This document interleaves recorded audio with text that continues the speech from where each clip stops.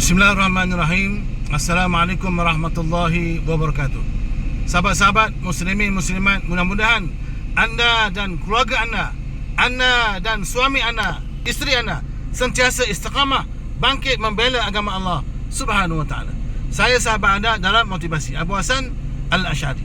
Saya nak bincang juga isu kalimah Allah yang sedang viral, yang sedang semangat heboh diperkatakan sekarang ni. Muslimin yang saya menangkan, kita ni adalah hamba Allah. Kita ni merupakan khalifah Allah di muka bumi ni. Oleh kerana anda tuan-tuan semua adalah khalifah Allah, saya juga adalah khalifah Allah, maka kita kena bangkit membela agama Allah. Apakah tugas kita sebagai khalifah? Tugas khalifah ialah liaqamatud din wa siyasatud dunya bi, untuk menegakkan agama dan menguruskan kehidupan dunia ni dengan agama, dengan panduan agama. Jadi saya nak syorkan, saya nak gesa kepada sahabat-sahabat kita, terutama kepada pemimpin-pemimpin umat Islam di Malaysia ni dan di mana saja. Bangkitlah anda mempertahankan kalimah Allah ni. So kepada semua parti politik Melayu, bergabunglah, bersatulah demi membela agama Allah dan kalimah Allah ni. Jangan biarkan ianya sewenang-wenang digunakan oleh non-Muslim. Muslimin yang saya menekan, saya nak gesa kepada pemimpin PAS, pemimpin UMNO, pemimpin PKR, pemimpin Parti Amanah, pemimpin Parti Berjasa Putera, apa saja jawatan anda, maka anda kena bangkit. Jangan biarkan non-Muslim di Malaysia ni mengguna kalimah Allah. Kalau mereka guna kalimah Allah untuk tujuan baik, okey. Sebagai contoh, ada orang Cina sebut insya-Allah, itu no problem. Tetapi sebenarnya dalam agama Kristian sendiri, sesama mereka pun mereka tak guna nama Allah, mereka guna God. Dah beribu tahun dalam Bible ada tulis God, Son of God. Tapi mengapa tiba-tiba mereka nak guna kalimah Allah? Mungkin ada udang di sebalik ni, ada tujuan yang tersilat, ada tujuan yang ada muslihat mereka. Muslimin yang semulakan, kita tak nak non-Muslim menggunakan kalimah Allah untuk Tuhan mereka, sebab kita nak mensucikan Allah tu, nama Allah tu daripada syirik. Dulu Mufti Perlis Dr. Mazhar dia kata, boleh je orang kafir guna kalimah Allah. Sebab zaman dulu, zaman jahiliah, orang kafir memang guna nama Allah. Wala in sa'alatahu man khalaqas samawati wal ard la yaquluna Allah. Bila dia tanya siapakah buat langit bumi, mereka jawab Allah. Memang orang kafir zaman sebelum Islam, sebelum zaman Nabi dulu, guna nama Allah untuk Tuhan. Tapi mereka ni mensyirikkan Allah. Mereka dah mengaku Allah sebagai Tuhan, sebagai Rabb pencipta langit bumi, tapi mereka sembah patung berhala, Lata, Uzza, Manat, Suat. Sebab mereka ni syirik. Mereka mengatakan bahawa patung berhala tu wakil Allah di bumi, ada pula wakil Allah. Jadi kita tak nak orang-orang Kristian menggunakan kalimah Allah, nama Allah bagi Tuhan mereka, sebab mereka ni mensyirikkan Allah, mentigakan Allah, Trinity. Kita nak jaga nama Allah tu, tak nak dikotorkan, dicemari dengan syirik kepada Allah. Muslimin yang saya mulakan, jadi marilah sama-sama kita mempertahankan kalimah Allah ni di Malaysia. Dalam konteks Malaysia ni, kita tak nak orang keliru.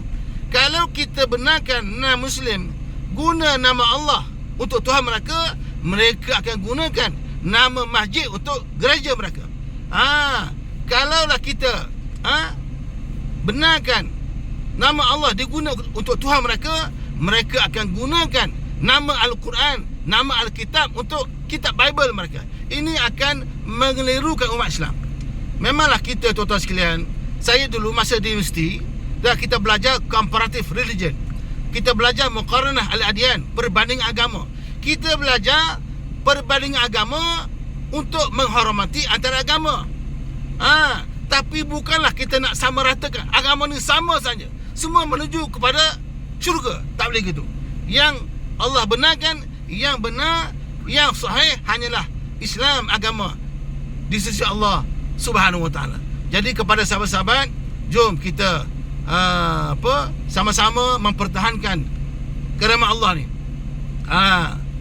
Sebab apa? Sebab kalimah Allah ni kalimah yang mulia.